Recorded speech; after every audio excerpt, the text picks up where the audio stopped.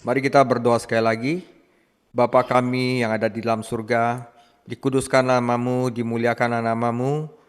Firman-Mu berkata bahwa inilah hidup yang kekal, bahwa mereka mengenal Engkau satu-satunya Allah yang benar dan mengenal Yesus Kristus yang Engkau utus. Tuhan Yesus, hari ini kami ingin mempelajari bagaimana tindakan kami membentuk pikiran kami, bagaimana tindakan kami mempengaruhi bagaimana kami dapat mengenal Engkau. Tuhan Yesus, karena itu biarlah Engkau membimbing dalam hati kami agar kami bertindak hati-hati dalam dunia ini, agar tidak membutakan mata kami terhadap pengenalan akan Engkau. Ampunilah dosa kami, agar kami juga dapat mengenal Engkau. Jauhilah kami daripada yang jahat dan lepaskanlah kami daripada pencobaan. Karena Engkaulah yang punya kerajaan, kuasa, dan kemuliaan sampai selama-lamanya. Amin. Shalom saudara, hari ini kita akan masuk bagaimana tindakan Anda membentuk pikiran Anda. Jadi hari ini saya akan lebih banyak contoh-contoh dari kehidupan. Ya, anggap saja saya cerita hari ini, dan hari ini tidak terlalu sulit, tetapi akan membuka pikiran kita agar kita dapat bertindak hati-hati dalam kehidupan kita, karena itu akan mempengaruhi pikiran kita. Saya mulai dengan satu profil seseorang yang bernama Jean Jacques Rouse.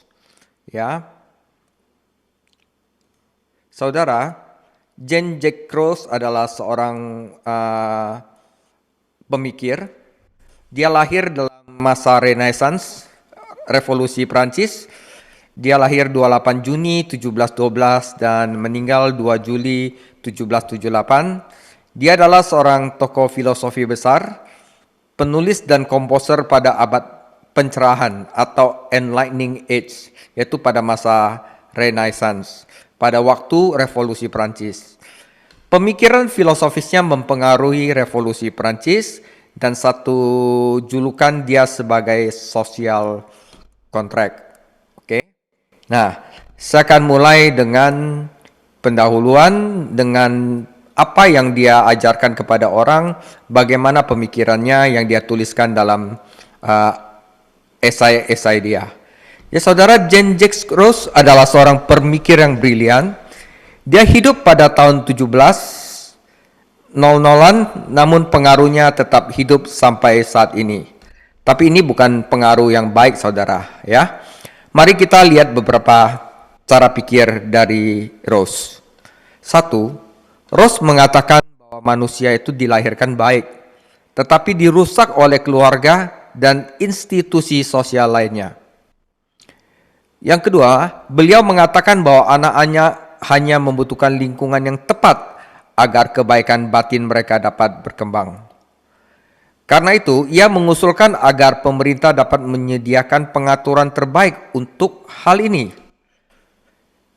Rouse mengatakan bahwa anak-anak melakukan yang terbaik jika dirawat oleh pemerintah. Anak-anak akan berkembang jika mereka tidak memiliki orang tua sebagai pengasuh utama, namun ketika para ahli pemerintah melakukan sebagian besar pelatihan dan pendidikan. Rouse percaya bahwa keinginan rakyat yang sebenarnya terletak pada pemerintah. Ia juga percaya bahwa seks tanpa pernikahan itu sehat dan benar. Saudara, ini adalah beberapa pikiran yang dipegang dan diajarkan oleh Rouse dan dianut banyak orang saat ini. Oke. Sekarang setelah kita melihat beberapa pikirannya, mari kita lihat perilaku Rouse. Satu, Rouse mengabaikan orang lain hampir sepanjang hidupnya. Dia melakukan sedikit sekali pekerjaan nyata untuk mencari nafkah. Dia memandang keluarganya dari segi uang, kata seorang sejarawan terkenal. Ketika ayahnya meninggal, satu-satunya kepentingan Rouse pada saudara laki-lakinya yang telah lama hilang adalah untuk menyatakan dia meninggal, sehingga dia sendiri saja yang dapat mewarisi seluruh kekayaan keluarganya. Sebelum mewarisi harta milik ayahnya, Rouse hidup dari kemurahan hati orang lain. Seorang wanita lanjut usia yang menyelamatkannya dari kemiskinan setidaknya 4 kali. Tetapi ketika Rouse menjadi kaya dan wanita itu membutuhkan, dia menolak membantunya. 2 tahun dia sakit dan kekurangan gizi, tetapi Rose bahkan tidak membalas surat permintaan bantuannya.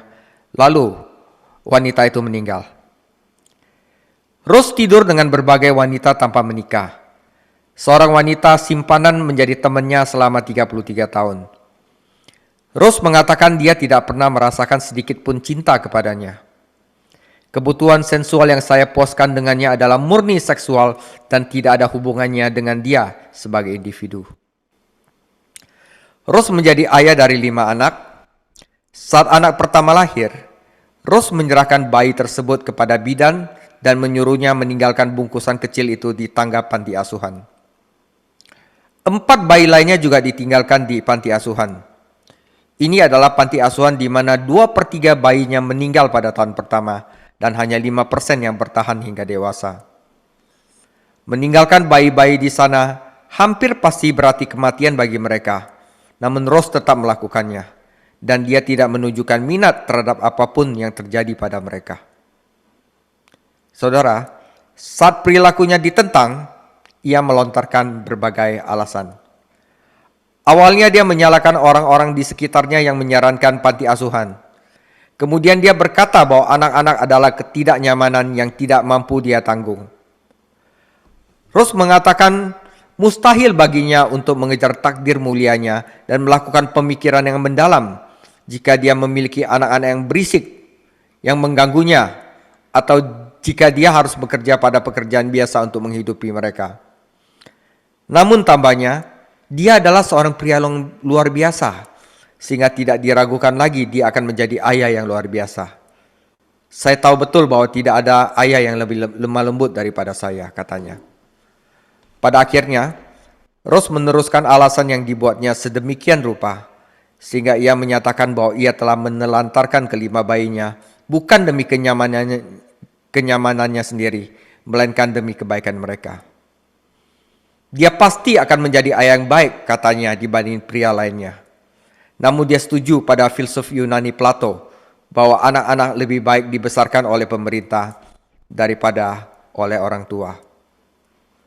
Saudara, perhatikan bagaimana tindakan Rose membentuk pikirannya. Apa yang dia tulis adalah hasil dari apa yang dia perbuat, saudara. Dia adalah orang malas yang meremehkan orang lain dan tidak membalas bantuan mereka. Jadi berguna baginya untuk mengatakan bahwa keinginan individu adalah baik dan ikatan sosial yang lebih luas adalah buruk. Rose memanfaatkan wanita yang telah membantunya atau majikannya untuk kesenangan tanpa cinta. Dia menelantarkan anak-anaknya saat baru lahir. Jadi akan berguna bagi pria yang mengabaikan tugas sebagai suami dan ayah untuk percaya bahwa seks tanpa pernikahan adalah baik-baik saja.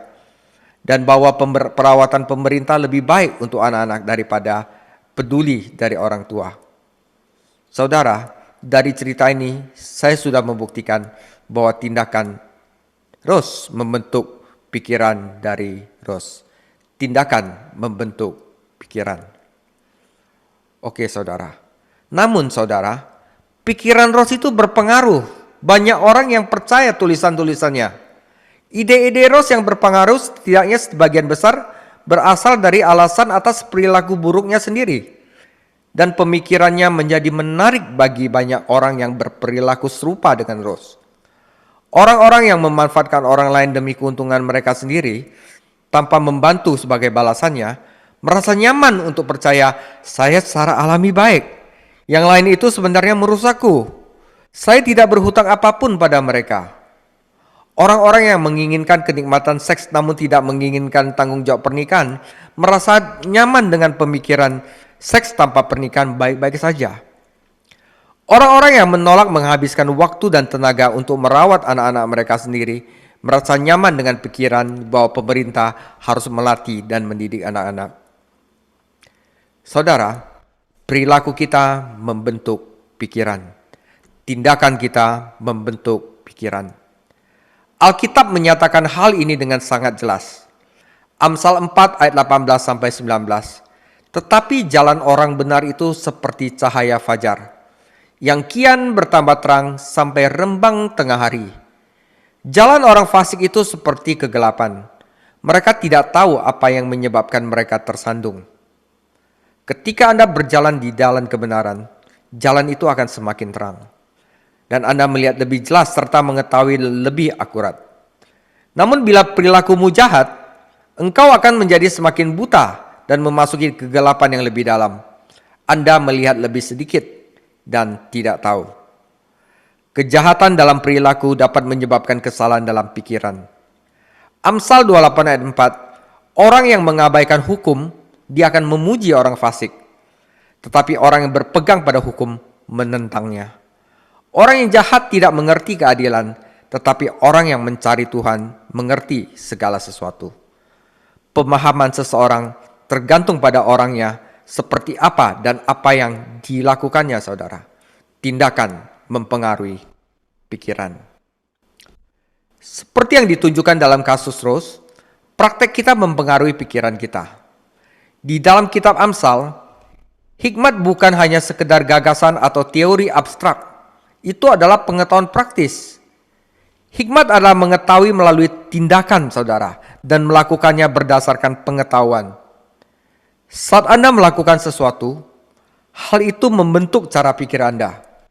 Hubungan pikiran dan perilaku bukanlah sebuah lalu lintas satu arah di mana Anda pertama kali memikirkan sesuatu dan kemudian mengambil tindakan berdasarkan apa yang Anda pikirkan. Sebaliknya, ini adalah lalu lintas dua arah di mana Anda dapat apa yang Anda lakukan mempengaruhi cara Anda berpikir, sama seperti cara Anda berpikir mempengaruhi apa yang Anda lakukan. Mengetahui bentuk-bentuk perbuatan, tetapi melakukan juga bentuk-bentuk untuk mengetahui secara intelektual. Saudara, apa yang membentuk pikiran Anda? Sebagai manusia, kita bukanlah sekedar mesin, sekedar komputer yang memproses data. Pikiran kita bergantung lebih sekedar dari logika dan bukti. Nah, sekali lagi saya ulangin, apa yang membentuk pikiran Anda? Ada 3 hal yang sangat penting. Pertama telah kita pelajari, yaitu hati Anda, apa yang menggerakkan batin kita. Dan sekarang yang kedua adalah tindakan Anda, apa pola perilaku Anda. Dan yang ketiga nanti minggu depan adalah lingkungan sosial Anda, dengan siapa Anda bergaul. Saudara, kita telah belajar pada pengajaran pertama bagaimana hati kita membentuk pikiran kita. Namun pengajaran ini berfokus pada bagaimana tindakan Anda membentuk pikiran Anda.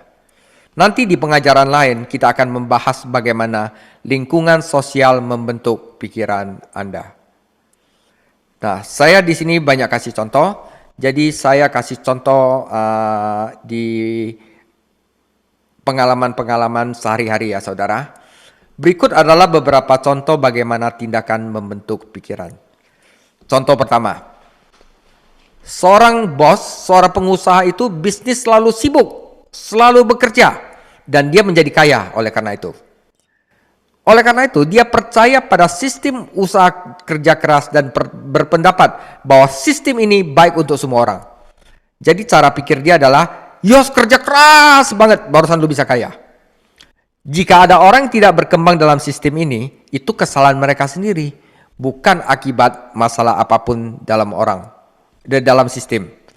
Orang kaya yang gila kerja ini tidak dapat membayangkan mengapa ada orang yang tidak setuju.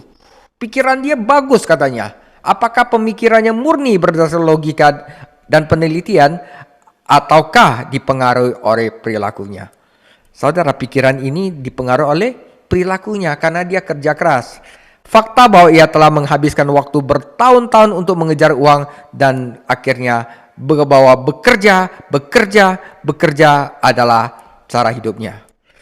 Pikiran dia dibentuk oleh tindakan dia. Contoh kedua, mari kita kembali ke beberapa abad yang lalu. Seorang pengemudi orang hitam, yaitu budak Amerika, percaya bahwa orang kulit hitam lebih rendah dari manusia dan bahwa kitab suci mendukung perbudakan. Namun apakah pikirannya terhadap inferioritas kulit hitam didasarkan pada bukti nyata bahwa orang keturunan Afrika kurang manusiawi dibandingkan orang lain, Apakah pikirannya bahwa Alkitab mendukung perbudakan benar-benar didasarkan pada pembelajaran Alkitab yang cermat? Tidak, saudara. Ataukah apa pemikirannya lebih dibentuk oleh tindakannya? Ya, dengan memiliki budak kulit hitam dan menghasilkan uang dari kerja keras mereka. Tindakan dia membentuk pikiran dia. Contoh yang ketiga, saudara. Saat ini sedang marak-maraknya di Jepang, di Singapura, ya, di Amerika juga banyak pasangan yang tidak mau menikah. Pasangan banyak yang tinggal serumah percaya bahwa tinggal bersama membuat pernikahan yang baik lebih mungkin terjadi. Mereka berpendapat bahwa eksperimen adalah hal yang bijaksana. Menurut pendapat mereka, jika mereka hidup bersama tanpa menikah dan semuanya berjalan baik, mereka bisa menikah di kemudian hari dan memiliki peluang lebih besar untuk memiliki pernikahan yang kokoh dan langgeng jika dibandingkan jika mereka hidup terpisah dan tidak melakukan hubungan seksual secara upacara pernikahan. Gagasan ini terbukti salah, saudara. Bahkan di luar Alkitab, sosiologi dengan jelas menunjukkan bahwa angka perceraian jauh lebih tinggi dibandingkan di antara mereka yang pertama kali hidup bersama. Jadi, mengapa meski banyak bukti yang menunjukkan sebaliknya, banyak pasangan percaya bahwa sekarang hidup bersama sebelum menikah akan membuat pernikahan yang lebih baik lebih mungkin terjadi? Mereka mempercayainya karena perilaku mereka, karena mereka tindakan mereka. Mereka hidup bersama dan berhubungan seks tanpa komitmen pernikahan sehingga perilaku mereka mengarah pada tindakan mereka dan hal ini membantu mereka sukses dalam pernikahan, katanya. Pikiran tersebut tidak didasarkan pada logika atau bukti yang kuat. Sebenarnya, tindakan mereka membentuk pikiran mereka. Contoh yang keempat. Contoh lain perilaku yang membentuk pikiran adalah seorang pria yang suka mengontrol, suka mengendalikan, suka jadi bosi gitu. Dia suka menjalankan segalanya dan membuat semua orang melakukan apa yang dia katakan. Istrinya harus menjadi pelayannya, patuh pada setiap perintahnya, dan anak-anaknya harus selalu menuruti keinginannya dan tidak pernah memikirkan hal lain. Pria ini percaya bahwa Alkitab mengajarkan patriarki total, otoritas total, bahwa pengurus rumah tangga lah yang melakukan semua pemikiran untuk rumah tangga. Apakah perilakunya benar-benar didasarkan pada pikiran yang kuat dan Alkitabiah? Tidak, saudara. Apakah pikirannya bahwa Alkitab mengajarkan moralitas yang ekstrim dibentuk oleh perilakunya? Yes, dibentuk oleh perilakunya yang suka mengontrol. Karena itu dia mengiyakan bahwa Alkitab itu adalah otoriter. Pola tindakan yang ia sukai untuk mengendalikan dan mengintimidasi semua orang yang dekat dengannya, itulah yang membentuk pikirannya. Saudara, tindakan dia membentuk pikiran dia. Contoh kelima, saudara. Di sisi lain, ada anak yang menganggap orang tuanya tidak adil dan bodoh. Padahal kenyataannya orang tuanya adil dan bijaksana. Mengapa beberapa anak percaya hal-hal buruk tentang orang tua yang baik? Karena anak-anak adalah pemberontak.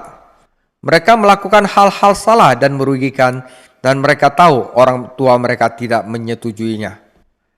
Anak membutuhkan pikiran yang sesuai dengan tindakannya, sehingga mereka yakin orang tuanya pasti tidak adil dan bodoh.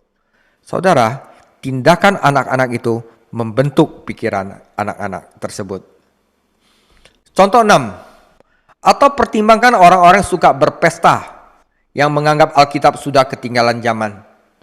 Beberapa anak yang tumbuh dalam keluarga yang rajin ke gereja meninggalkan rumah untuk kuliah. Mereka mulai berpesta gila-gilaan, dan dalam beberapa hal Alkitab sepertinya sudah tidak benar dan relevan lagi. Penolakan mereka terhadap Alkitab tidak didasarkan pada pemahaman baru atau bukti yang diberikan oleh seorang profesor tertentu. Pada nyatanya, penolakan mereka terhadap Alkitab karena tindakan mereka membentuk pikiran mereka. Saudara, contoh ketujuh. Seorang wanita muda sedang berbicara dengan seorang pendeta tentang hilangnya iman setelah dia kuliah. Dia dibesarkan dalam keluarga yang rajin ke gereja. Dia pikir dia percaya pada ajaran Kristen. Tapi setelah dia kuliah beberapa saat, dia memutuskan bahwa Alkitab tidak jelas dan mungkin tidak benar. Pendeta bertanya kepadanya, "Kapan kamu mulai seperti itu? Apakah ada saat tertentu ketika Anda mulai berpikir bahwa Alkitab itu tidak benar?" Dan dia berkata, "Ya, itu terjadi sekitar bulan November lalu." Pendetanya berkata, "Pikirkan kembali bulan November lalu. Apakah ada hal lain yang terjadi pada bulan November lalu yang menarik?" Gadis itu berpikir sejenak. Kemudian dia mulai menangis dan berkata, "Saat itulah aku mulai tidur dengan pacarku."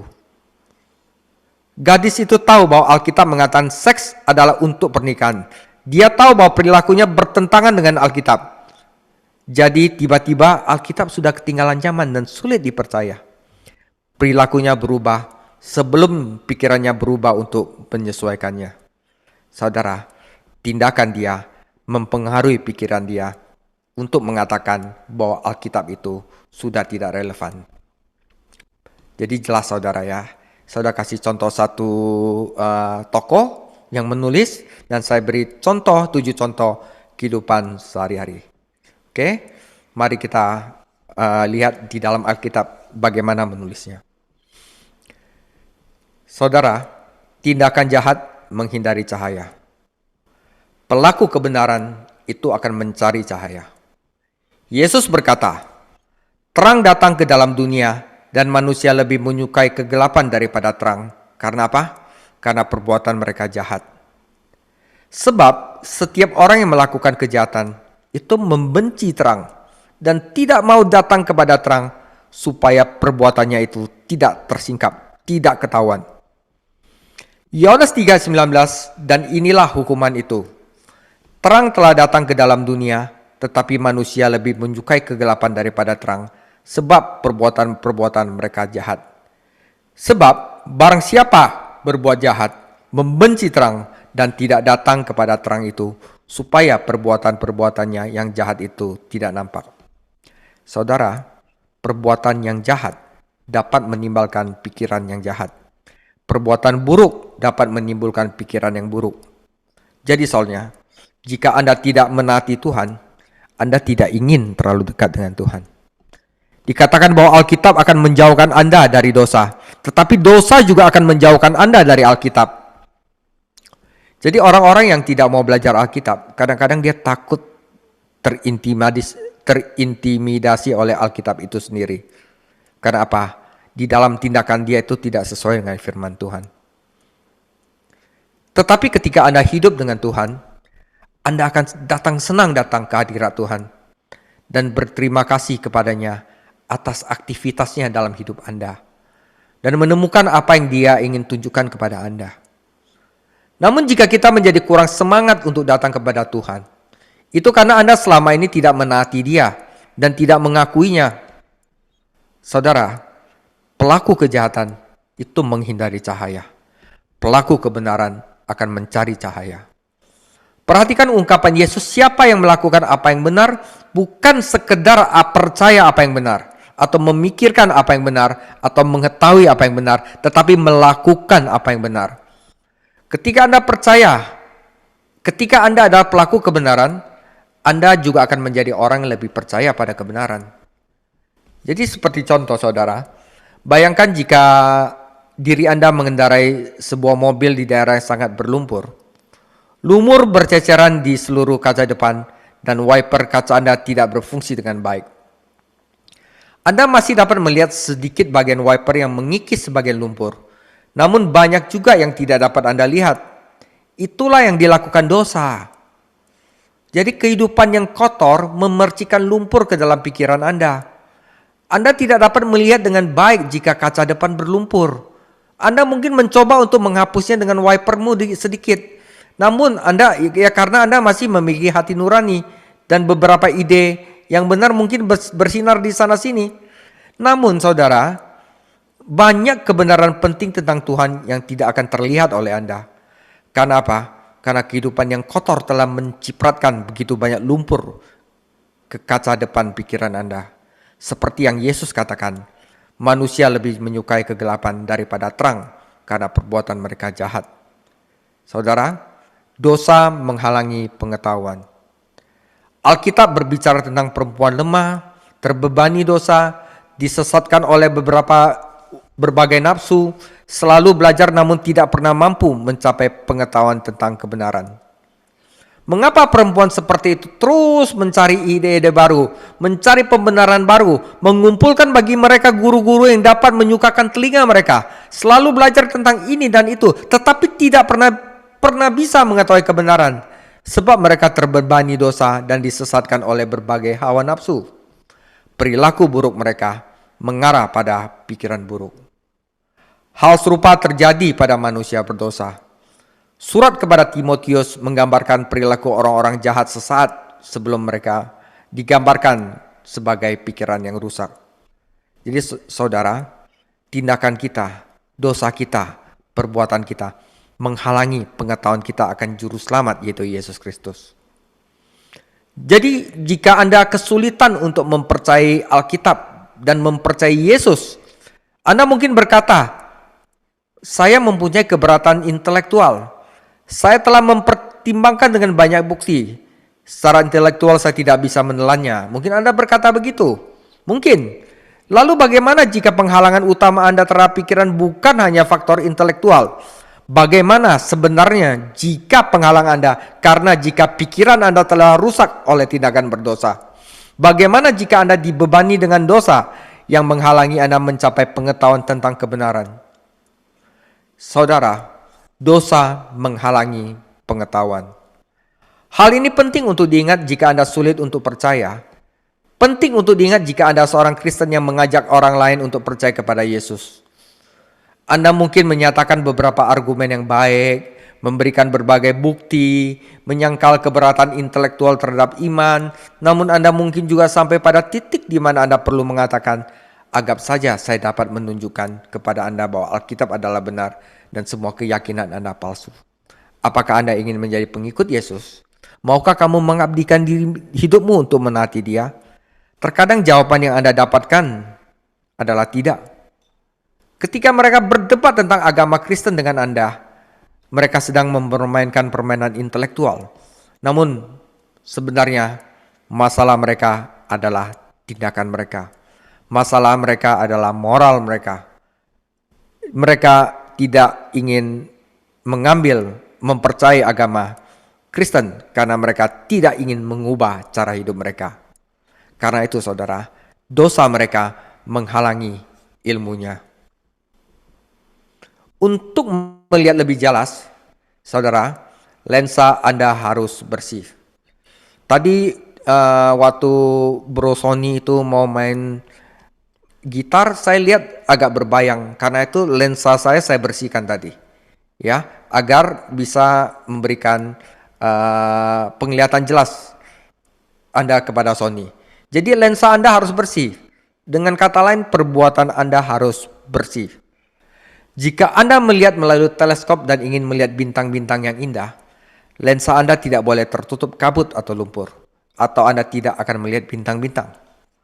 Diri Anda seperti teleskop, itu adalah instrumen untuk memahami hal-hal tentang Tuhan.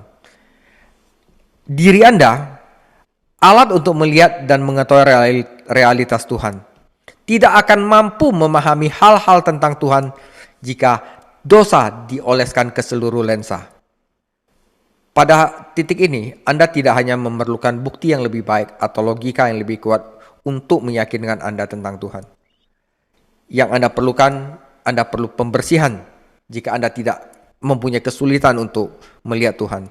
Anda membutuhkan Tuhan untuk menyucikan Anda sehingga Anda sebagai teleskop yang bersih dapat menerima terang kebenaran Tuhan.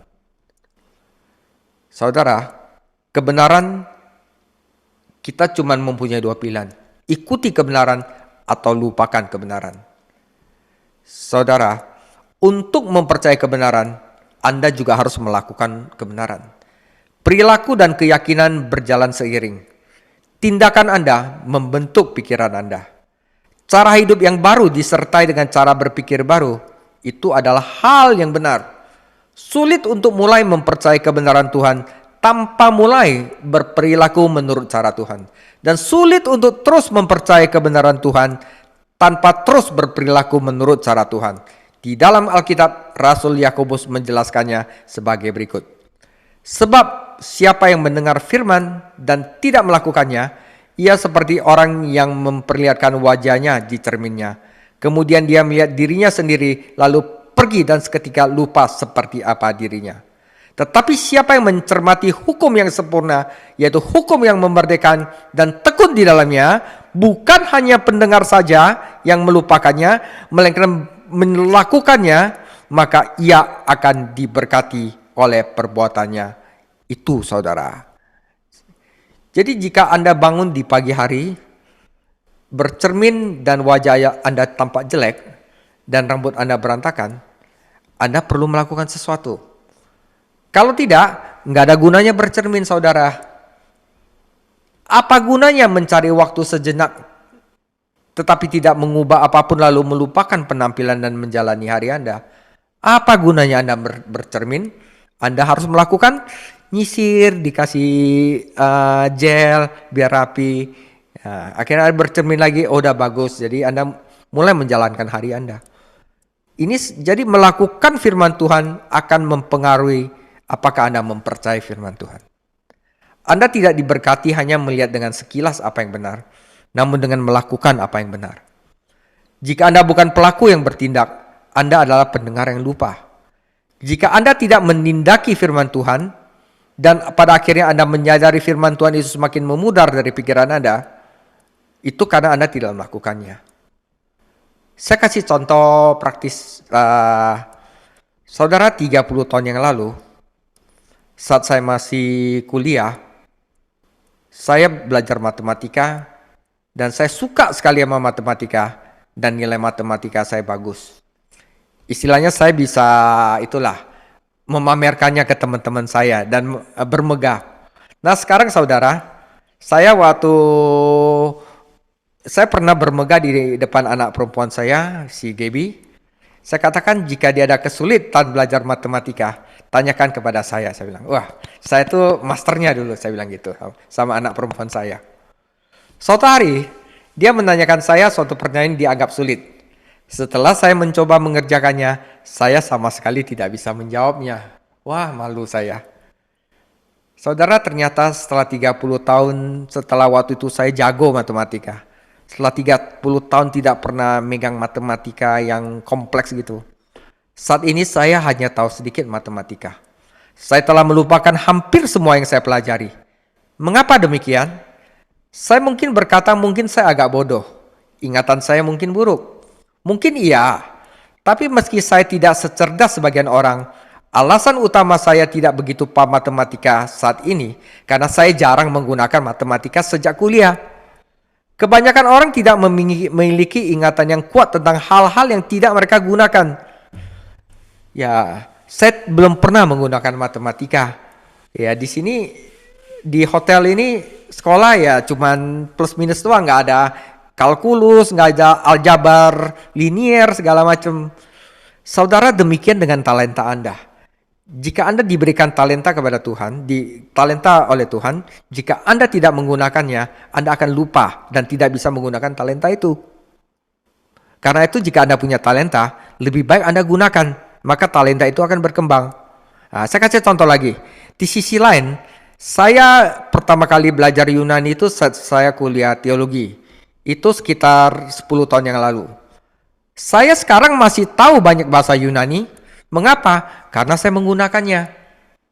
Menggunakan dalam hal apa? Mengajar, khotbah, bahkan saat teduh pribadi saya. Nah, saya mempelajari perjanjian baru dalam bahasa Yunani asli ketika saya sedang mempersiapkan khotbah. Dan kadang-kadang saya membaca perjanjian baru dalam bahasa Yunani dalam saat teduh pribadi saya. Bahasa Yunani melekat pada saya karena saya menggunakannya. Itulah gambaran bagaimana iman itu bekerja. Jika Anda menggunakan kebenaran dengan melakukan apa yang Tuhan katakan, maka kebenaran itu akan melekat dalam ingatan Anda. Saat Anda memikirkan dan menghayati kebenaran Alkitab dalam kehidupan sehari-hari, maka pikiran Anda akan semakin melekat kepadanya. Jika kamu menjalani bertahun-tahun, berpuluh-puluh tahun tanpa hidup berdasarkan kebenaran Tuhan, bahkan jika kamu pernah mempelajarinya dan mempunyai pengetahuan semacam itu, pengetahuanmu akan menjadi semakin lemah. Sekalipun hal itu tidak sepenuhnya hilang dari ingatan, hal itu tampak semakin tidak nyata bagi Anda. Begitu pula dengan kebenaran. Gunakan atau hilangkan. Begitu pula dengan talenta Anda, saudara. Gunakan talenta Anda atau hilangkan talenta Anda. Ikuti pengetahuan Anda atau lupakan pengetahuan Anda. Nggak ada jalan tengah, saudara. Saudara, ketaatan juga membentuk pemahaman. Daniel menerima gambaran sekilas tentang masa depan dari Tuhan. Daniel 12 ayat 10. Banyak orang akan disucikan dan dimurnikan dan diuji. Tetapi orang-orang fasik akan berlaku fasik. Tidak seorang pun dari orang fasik itu akan memahaminya. Tetapi orang-orang bijaksana akan memahaminya. Wahyu Tuhan, pelajaran Alkitab, hanya dapat dimengerti dan dipercaya oleh mereka yang menjalani kehidupan yang bijaksana, bukan bagi mereka yang menjalani kehidupan yang jahat, saudara. Jadi kalau misalnya Anda pengen belajar Alkitab, karakter di dalam diri Anda harus benar dulu. Jika Anda tidak percaya pada pernyataan Alkitab dan tidak menaati ajaran Yesus, Anda mungkin berkata, saya akan percaya kalau saja saya punya bukti yang lebih baik. Alasan. Dan jika saya percaya, saya akan mengubah perilaku saya. Alasan lagi. Jika saya tahu pasti bahwa Tuhan itu nyata dan Yesus bangkit dari kematian, saya akan mencoba melakukan apa yang Yesus katakan. Alasan lagi. Tetapi saya tidak bisa diharapkan mengubah perilaku saya jika saya tidak percaya. Namun bagaimana jika hal tersebut tidak realistis? Bagaimana jika perilaku membentuk keyakinan? Jangan berasumsi bahwa pertama-tama Anda harus memiliki keyakinan yang lebih kuat, maka perilaku Anda akan otomatis membaik. Tentu saja penting untuk percaya, tentu saja penting untuk mempercayai janji-janji Tuhan dan mengetahui fakta-fakta Alkitab melalui pendalaman Alkitab. Namun, saudara, terkadang tindakan kita, perilaku kita mendahului iman kita. Jika Anda mempunyai hanya sedikit saja harapan atau kemungkinan untuk beriman, saudara, mulailah bertindak seolah-olah Anda beriman. Mulailah bertindak seolah-olah Tuhan itu nyata. Mulailah berperilaku seolah-olah Yesus telah mati dan bangkit dari kematian untuk Anda. Seolah-olah Dia telah membayar dosa-dosa Anda. Seolah-olah Dia telah mengalahkan maut agar Anda dapat hidup. Mulailah bertindak seolah-olah semua itu benar. Seolah-olah Kristus itu nyata. Mulailah bertindak seolah-olah Anda percaya. Dan mungkin Anda akan percaya. Karena Anda bertindak, saudara. Karena tindakan akan mempengaruhi pikiran. Yesus mengatakan seperti ini. Jika seseorang ingin melakukan kehendak Allah, ia akan mengetahui apakah ajaran itu berdasarkan dari Allah ataukah aku berbicara atas kemauanku sendiri. Anda harus mencari kehendak Tuhan dan Anda harus melakukan kehendak Tuhan. Hanya dengan begitu Anda akan tahu apakah Yesus hanyalah seorang manusia yang berbicara atas otoritasnya sendiri atau apakah Tuhan Yesus adalah benar-benar Tuhan yang menyertai kita. Anda percaya atau tidak berdasarkan Anda bertindak atau tidak. Jika seperti Ros, Anda hidup dengan cara yang tidak bertuhan dan menganut kepercayaan yang sesuai dengan perilaku Anda tidak akan bisa memiliki kepercayaan yang hidup dan akurat kepada Tuhan Yesus. Jika Anda tidak mau berperilaku sesuai dengan jalan Kristus, Anda tidak akan bisa percaya sesuai dengan kebenaran Kristus. Karena Yesus berkata, akulah jalan, kebenaran, dan hidup. Yohanes 14 ayat 6. Jadi saudara, sebagai penutup, saat Anda menjalani hidupnya dan menjalani hidupnya, maka kebenaran akan masuk akal bagi kita. Tindakan saudara. Mematuhi perintah Tuhan membantu pemahaman akan Tuhan. Tindakan Anda membentuk pikiran Anda. Kesadaran ini sangat penting agar keyakinan Anda kepada Kristus dapat berkembang dan bertumbuh. Mengetahui bagaimana tindakan membentuk pikiran juga penting jika Anda seorang Kristen yang berusaha membantu orang lain untuk percaya kepada kebenaran Tuhan. Jangan berpikir bahwa Anda hanya perlu membantu mereka secara intelektual dengan penjelasan yang jelas dan bukti yang kuat. Anda sendiri harus menjadi kesaksian yang kuat. Tindakan Anda harus menjadi bukti yang hidup. Hal ini mungkin membantu beberapa orang yang benar-benar mencari Tuhan dan menginginkan kehidupan yang berbeda. Namun hal ini tidak akan membantu seseorang yang hanya bermain-main dengan gagasan tentang Tuhan sambil terus hidup dalam dosa tanpa keinginan untuk penyucian atau perubahan.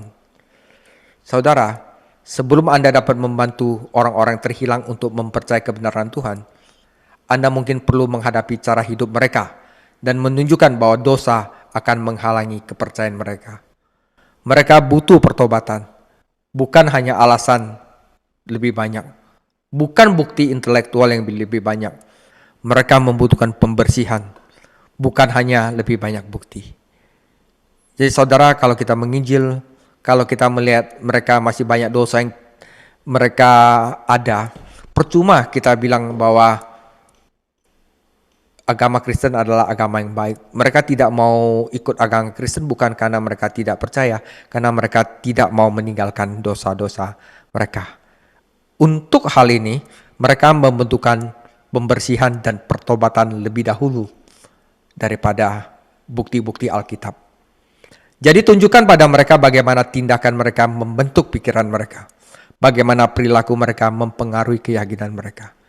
Biarlah mereka tahu bahwa perubahan pikiran bergantung pada kemauan untuk mengubah hidup mereka.